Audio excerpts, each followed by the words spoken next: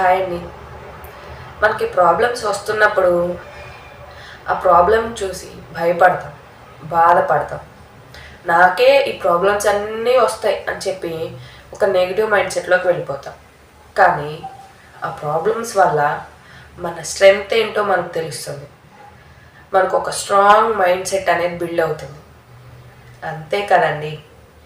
ఒకసారి మన చిన్నప్పుడు వయసులోకి వెళ్తే చిన్ని చిన్ని అడుగులు వేస్తూ నడవడానికి ట్రై చేస్తూ ఉంటాం.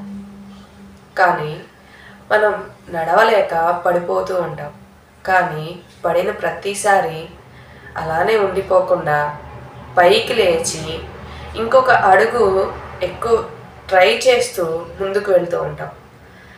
ఒక్కొక్క అడుగు స్ట్రాంగ్గా వేయడం వల్లే కదా మనం ముందుకు రాగలిగాము.